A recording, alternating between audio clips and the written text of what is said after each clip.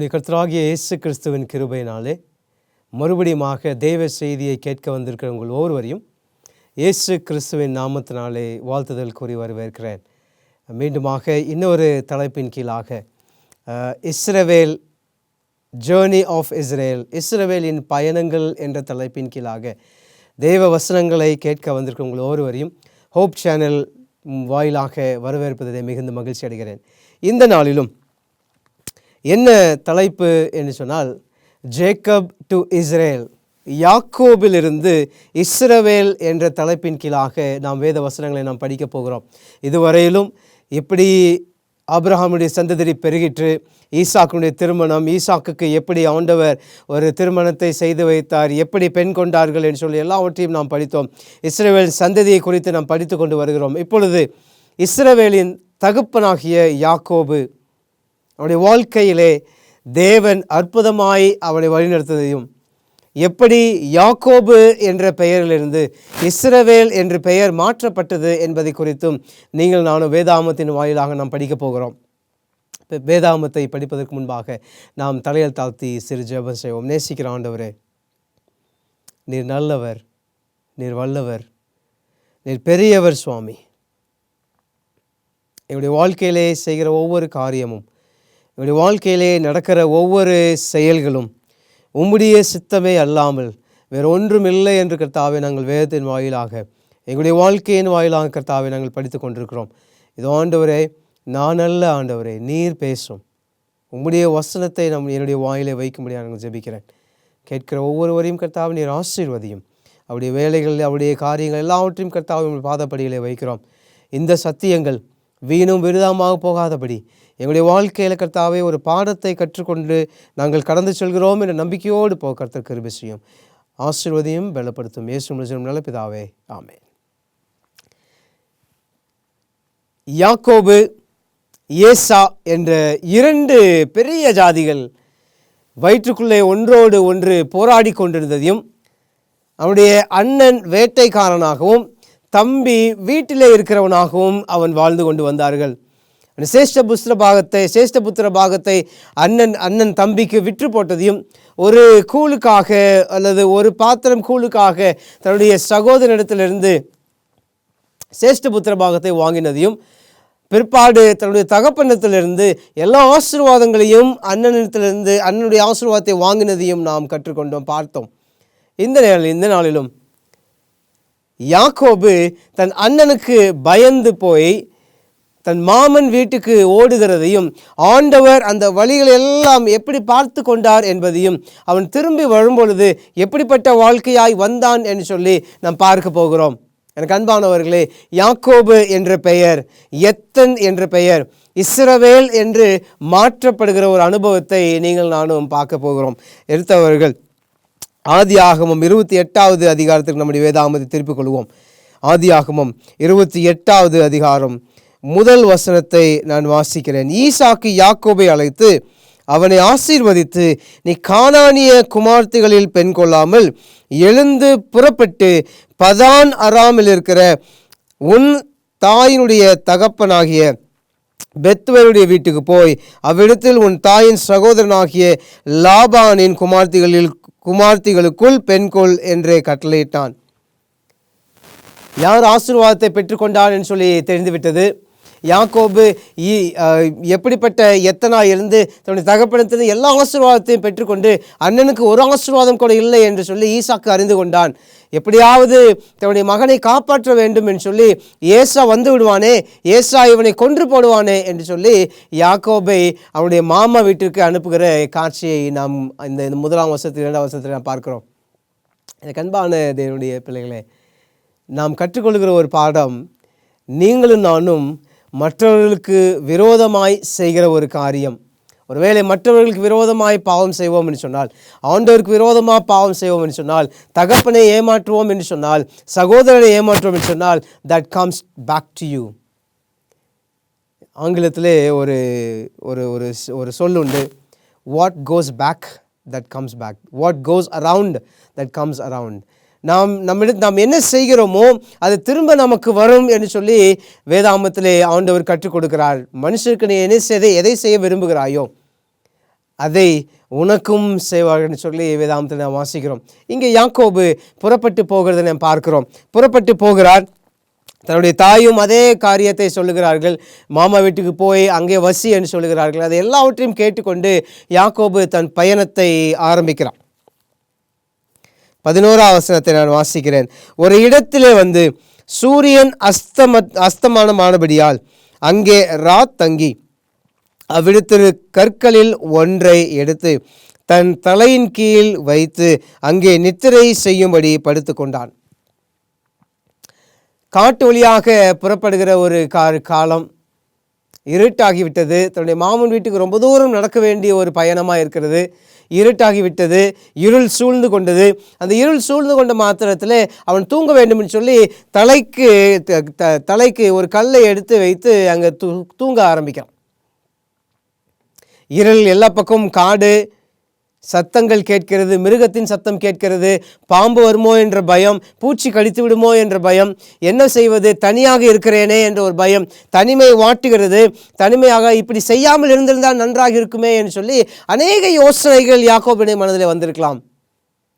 தலைக்கு கல்லை எடுத்து வைத்து படுத்து கொண்டிருக்கிறான். வேதாகமத்தில் கல் என்ன என்று சொல்லி உங்களுக்கு எனக்கு தெரியும்.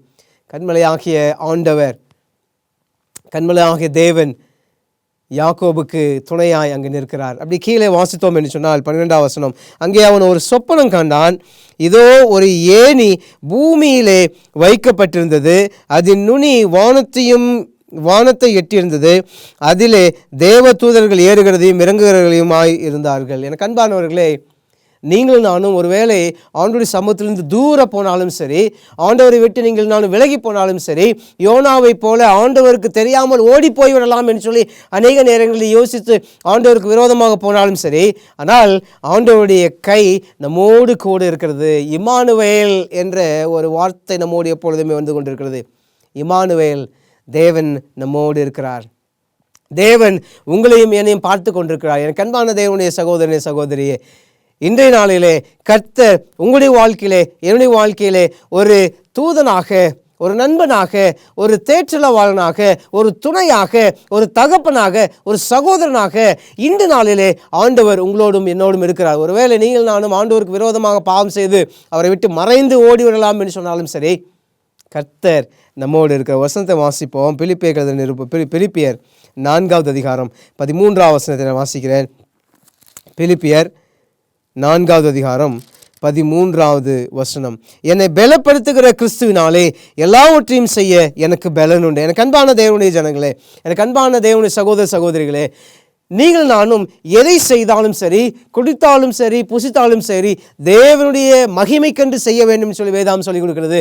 நான் என்னை பலப்படுத்துகிற கிறிஸ்துவினாலே நான் எல்லாவற்றையும் செய்ய எனக்கு பலன் உண்டு. எனக்கு அன்பானவர்களே, யாக்கோபு ஓடி போனாலும், அவனுடைய பெயர் எத்தன் என்று சொன்னாலும், அவனுடைய பெயர் திருடன் என்று அழைக்கப்பட்டாலும், அவன் ஓடி போகும் பொழுது கர்த்தர் அவனோடு இருக்கிறார். அதுக்காக நாம் தப்பு செஞ்ச ஆண்டவர் நம்மோடு இருப்பார் என்று சொல்லி அர்த்தம் இல்லை.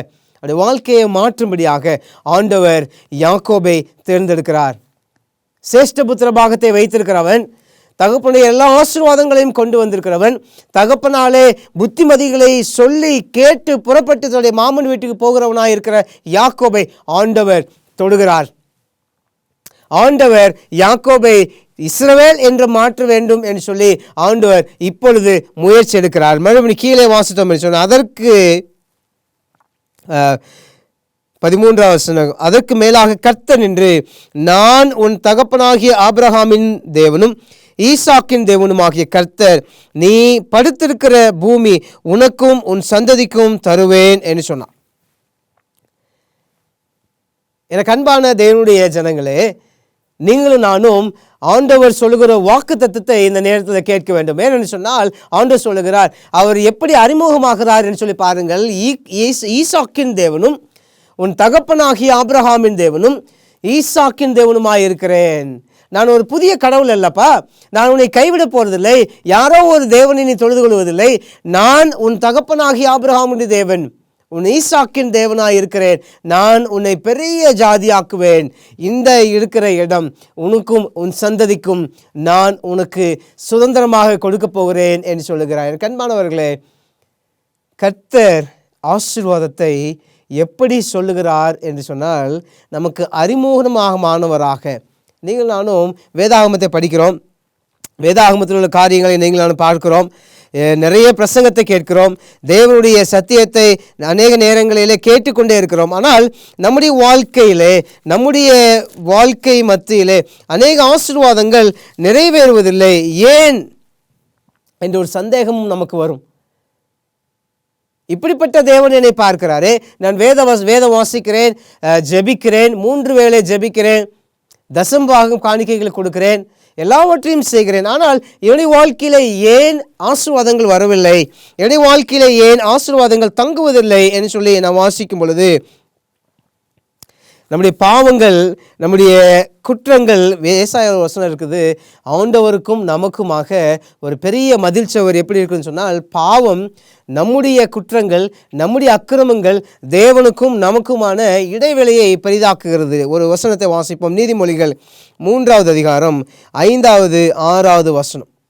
உன் சுய புத்தியின் மேல் சாயாமல் உன் முழு இருதயத்தோடும் கர்த்தரில் நம்பிக்கையாயிருந்து உன் வழிகளெல்லாம் அவரை நினைத்துக்கொள், அப்பொழுது அவர் உன் பாதைகளை சேவைப்படுத்துவார். என் கண்பான தேவனுடைய ஜனங்களே, நீங்கள் நானும் அநேக நேரங்களிலே சுய புத்தியின் மேல் சார்ந்து கொண்டிருக்கிறோம். ஒருவேளை யாக்கோபு அவனுடைய சொந்த தாயினுடைய பேச்சை கேட்டு அவனுடைய சுய புத்தியின் மேல் சாய்ந்து அவன் என்ன பண்ணுகிறான்னு சொன்னால், தன் சகோதரனை ஏமாற்றுகிறான், தன் தகப்பனை ஏமாற்றுகிறான், எல்லாவற்றுக்கும் மேலாக ஆண்டவரையும் ஏமாற்றுகிறான். ஆண்டவர் சமூகத்திலிருந்து ஓடி போகும்படியாக, தன் தகப்பனையும் தாயும் விட்டு தூர தேசத்தில் ஓடி போகும்படியாக அவன் போகிறான்.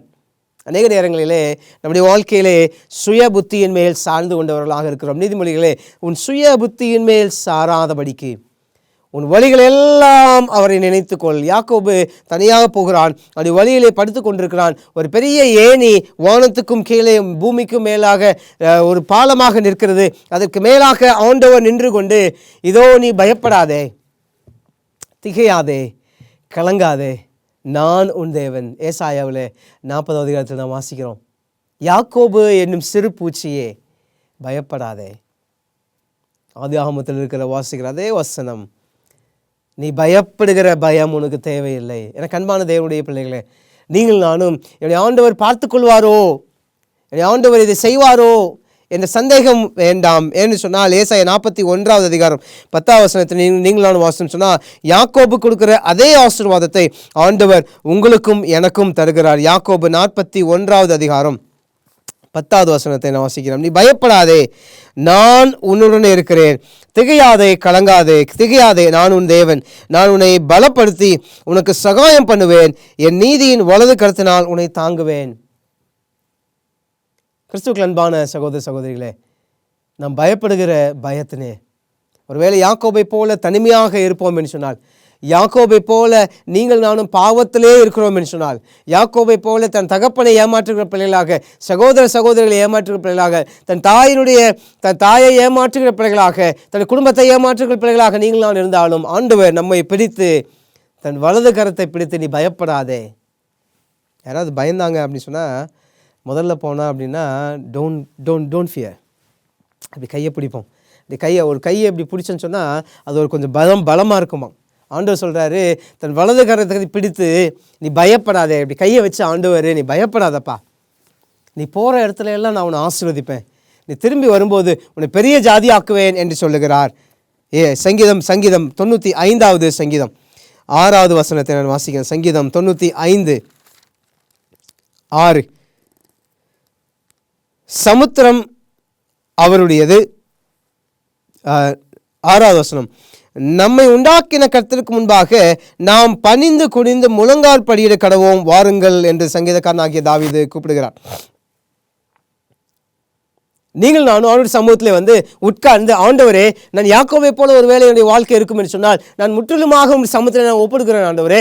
ஒருவேளை நான் யாக்கோபை போல தனிமையாக இருப்போம் என்று சொன்னால், தனிமையாக நான் என்னுடைய வாழ்க்கை நடந்து கொண்டிருக்கிறது, நான் தனியாக இருக்கிறேன் என்று சொல்லி நீங்கள் நானும் நினைப்போம் என்று சொன்னால், தேவன் சொல்லுகிற ஒரு காரியம், என்னிடத்திலே உன்னுடைய வாழ்க்கையை ஒப்புக்கொடு.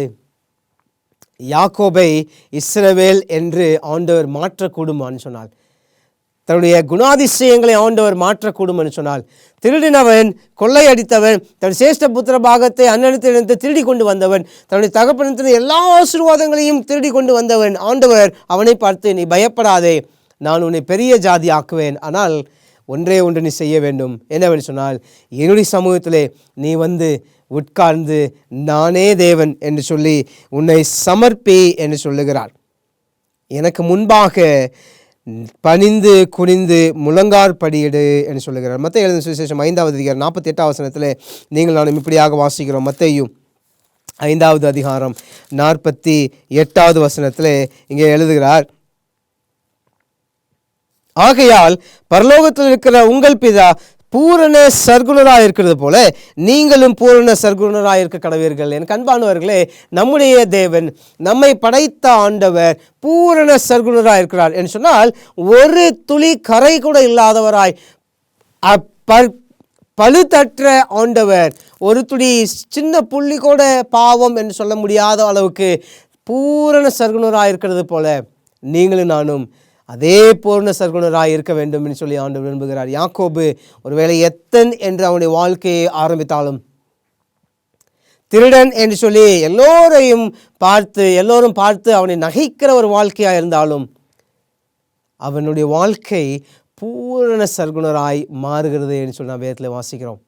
எனக்கு அன்பானவர்களே, நீங்களும் நானும் அவனுடைய சமூகத்தில் உட்கார்ந்து, என் தேவனே, என்னுடைய வாழ்க்கை பாவமான வாழ்க்கையாக இருக்கிறது, ஒருவேளை ஆண்டவரே, என்னுடைய தகப்பனத்திலிருந்து நான் ஏமாற்றி என் சொத்துக்களை வாங்கி வந்துவிட்டேனே ஆண்டவரே, என் தகப்பனத்தினை ஏமாற்றி ஆசீர்வாதங்களை நான் கொண்டு வந்தேனே ஆண்டவரே, என்னுடைய சகோதரனை ஏமாற்றி என்னுடைய காரியங்களை நான் செய்து கொண்டேனேன்னு சொல்லி உள்ளம் குத்தப்பட்டவர்களாக காணப்படுவோம் என்று சொன்னால், இன்றைக்கு ஆண்டவருடைய வார்த்தை, நீ பயப்படாதே, நீ என்னுடைய சமூகத்திலே உட்கார்ந்து உன்னுடைய பாவத்தை எல்லாம் அறிக்கையிடு, நான் உன்னை பார்த்து கொள்வேன், நான் உன்னோடு கூட இருக்கிறேன், நான் உன் தேவன் என்று சொல்லி ஒரு அற்புதமான ஆசீர்வாதமான வார்த்தைகளை இன்றைக்கு ஆண்டவர் கொடுக்கிறார். மறுபடியும் ஆதியாகமம் 28ஆம் அதிகாரத்தில் நம்முடைய வேதாகமத்தை திருப்பிக் கொள்வோம். 15வது வசனம், நான் உன்னோடு இருந்து நீ போகிற இடமெல்லாம் உன்னை காத்து இந்த தேசத்துக்கு உன்னை திரும்பி வரப்பண்ணுவேன், நான் உனக்கு சொன்னதை செய்யும் அளவும் உன்னை கைவிடுவதில்லை என்றார். யாக்கோபு நித்திரையிலிருந்து விழித்த பொழுது, மெய்யாகவே கர்த்தர் இந்த ஸ்தலத்தில் இருக்கிறார், இதை நான் அறியாதிருந்தேன் என்றான். எனக்கு அன்பானவர்களே, அநேக நேரங்களிலே தேவன் நம்மோடு இருக்கிறதை நீங்கள் நானும் மறந்து போய்விடுகிறோம். Emmanuel, God is with us. கர்த்தர் நம்மோடு இருக்கிறார், நம்மை எப்பொழுதும் பார்த்து கொண்டிருக்கிறார், நம்மை எப்பொழுதும் சார்ந்திருக்கிறார். ஆண்டவர் சமூகத்தில் நீங்கள் நானும் ஒரு அடி முன்னாடி எடுத்து சொன்னால் 99 அடி ஆண்டவர் நமக்காக எடுத்து வைக்க காத்திருக்கிறார். ஏன்னு சொன்னால், கர்த்தர் உங்களுக்காகவும் எனக்காகவும் மரித்தார். அவர் சிந்தின ரத்தம் வீணாக போகக்கூடாது, அவருடைய சிந்தின ரத்தம் விருதாவாக போகக்கூடாது. யாக்கோபை ஆண்டவர் இஸ்ரவேல் என்று மாற்ற வல்லவராக இருப்பார் என்று சொன்னால், என்னுடைய பாவத்தையும் என்னுடைய காரியங்களையும் என்னுடைய இரத்தாம்பர சிவப்பாக இருக்கிற பாவத்தையும் ஆண்டவர் பஞ்சை போல வெண்மையாக்க வல்லவராக இருக்கிறார் என்பதை நீங்கள் நானும் அறிந்து கொள்ள வேண்டும். அநேக நேரங்களிலே அந்த ஸ்தலத்திலே இருக்கிறார் என்ற ஒரு வார்த்தையை யாக்கோபு மறந்து போனான். பின்னாக நான் வாசித்தோம் என்று சொன்னால், யாக்கோபு செய்கிற ஒவ்வொரு காரியங்களிலும் ஆண்டவர் கூடவே இருந்தார். ஆமென். யாக்கோபு செய்கிற ஒவ்வொரு காரியங்களிலும், ஒருவேளை அவனுடைய மாமன் அவனை ஏமாற்றினாலும் சரி, அவனுடைய மாமன் எல்லாவற்றையும் ஏமாற்றி தன்னுடைய சொத்துக்களை சேர்த்தாலும் சரி, மாமன் வீட்டுக்கு போய் சிறியவளை அவன் திருமணம் செய்ய வேண்டும் என்று சொன்னால் அவன் பெரியவளை திருமணம் செய்து கொடுத்தான். 7 வருஷம் அதுக்கு, மறுபடியும் 7 வருடம் தன்னுடைய 2வது மனைவிக்காக, தன் சொத்துக்காக என்று சொல்லி அநேக வருடங்கள் ஏமாற்றத்திலே அவன் வாழ்ந்து கொண்டிருந்தான். என் கண்மானவர்களே, யாக்கோபு தன்னுடைய பிறந்த வீட்டை விட்டு வரும்பொழுது எத்தனாக வந்தான், ஏமாற்றினவனாக வந்தான். ஆனால் இங்கேயும் அவன் ஏமாற்றப்பட்டவனாகவே காணப்படுகிறான். ஆனால் எல்லாவற்றிலும் எனக்கு அன்பானவர்களே, தேவன் அவனோடு இருந்தார். இன்றைக்கு நீங்கள் நானும் கற்றுக்கொள்கிற ஒரு வார்த்தை, ஒரு பாடம் வேதாகமத்திலிருந்து, இன்றைக்கு நீங்களும் நானும் இம்மானுவேல் நம்மோடு கூட இருக்கிறார். தேவன் நம்மோடு எப்பொழுதுமாக இருக்கிறார், நம்மை பார்த்து கொண்டிருக்கிறார். நம்முடைய உள்ளங்கையிலே வர நம்முடைய உருவத்தை நாம் என்ன செய்கிறோம், எங்கே போகிறோம், எங்கே வருகிறோம் சொல்லி அவனுடைய உள்ளங்கையிலே அவர் வரைந்து வைத்திருக்கிறார். வேதாகமம் சொல்லுகிறது, நான் பாதாளத்திலே படுக்கை போட்டாலும் சரி, வானத்திலே நான் படுக்கை போட்டாலும் சரி, அங்கேயும் நீர் இருக்கிறேன். உம்முடைய கரம் என்னை தாங்கும். எனக்கு அன்பானவர்களே, யாக்கோபு தன் பயணத்தை தொடங்கும் பொழுது ஒருவேளை ஒன்றுமில்லாமல் தொடங்கினான். என்ன செய்வது என்று தெரியாது. அந்த காலத்தில் மேப்பும் கிடையாது, எப்படி போகணும்னு சொல்லி. இங்கே கூகுள் மேப்பை தட்டுனா எங்கே சந்து புந்து எல்லாம் போய் காமிச்சிடும். ஆனால் வழி தெரியாத இடத்திலும் அவன் கண்ணை மூடி கிளம்பிட்டான். இன்றைக்கி இந்த வாழ்க்கையிலும் நீங்கள் நானும் யாக்கோபை போல கண்ணை இறுக்கி மூடி ஆரம்பித்திருக்கிறோம். அநேக நம்மோடு இல்லை, இருக்கிறவர்கள் இருப்பார்களா என்று சொல்லி தெரியாது. ஆனால் யாக்கோபை போல தனிமையாக நாம் வருகிறோம்.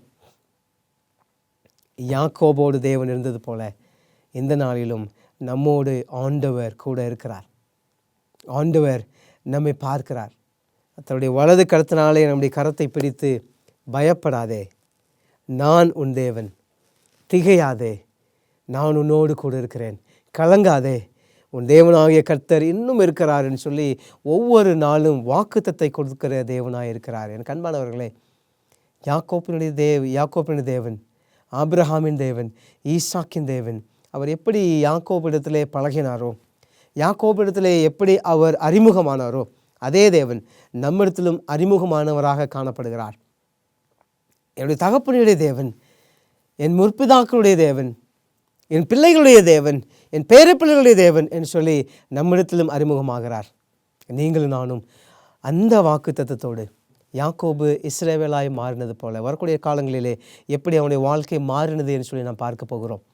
வேதாகமத்திலே வாசிப்போம், வேதாகமத்திலே தரித்திருப்போம். தேவன் நம்மோடு கூட இருப்பாராக. நாம் ஜெபம் செய்வோம். நேசிக்கிற ஆண்டவரே, நீர் பேசினதுக்காக நன்றி சுவாமி.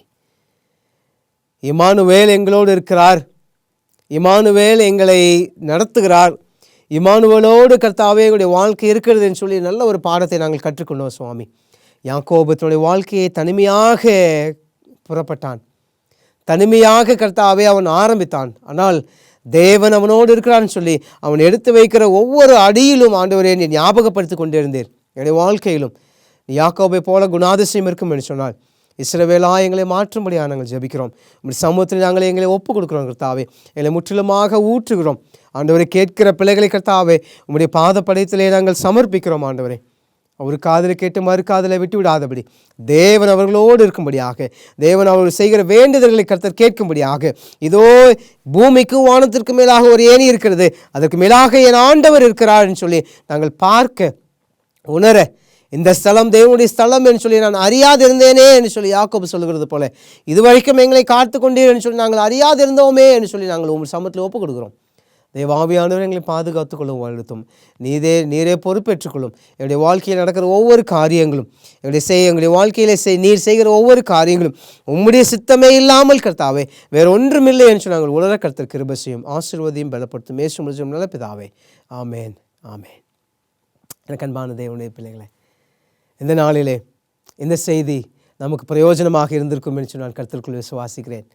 இஸ்ரவேலின் பயணங்கள் என்ற தலைப்பின் கீழாக நாம் ஒவ்வொரு நாளும் இஸ்ரவேல் எப்படிப்பட்டவர்களாக இருந்தார்கள், இஸ்ரவேலின் முற்பிதாக்கள் அவருடைய வாழ்க்கையிலே என்னென்ன காரியங்கள் நடந்தது என்று சொல்லி நீங்கள் நானும் வேதாகமத்தின் வாயிலாக படித்து கொண்டு வருகிறோம். இந்த செய்திகள் நீங்கள் தவறாமல் கேளுங்கள். உங்களுடைய நண்பர்களுக்கோ உங்களுக்கு தெரிந்தவர்களுக்கோ இப்படிப்பட்ட உண்மையான சத்தியத்தை மற்றவர்களுக்கு நீங்கள் நான் பகிர வேண்டும். அப்படி பகிரும் பொழுது தேவன் நம்மையும் அவர்களையும் ஒன்றாக சேர்த்து அந்த பரம கானானிலே நீங்களும் நானும் ஒருவரோடு ஒரு சம்பாஷித்துக் கொள்ளும்படியாக அந்த பெரிய போஜன பந்தியிலே நீங்களும் நானும் நம்மோடு கூட சேர்ந்து நம்முடைய உற்றார் உறவினர்கள் நம்முடைய குடும்பங்கள் எல்லாம் சேர்ந்து இருக்கும்படியாக நீங்கள் அவர்களையும் ஆண்டவருடைய சமூகத்திலே நாம் சேர்ப்போம். கர்த்தர் நம்மை ஆசீர்வதிப்பார். இன்றைக்கும் என்றைக்கும் கர்த்தர் நம்மோடு இருப்பாராக. ஆமேன், ஆமேன்.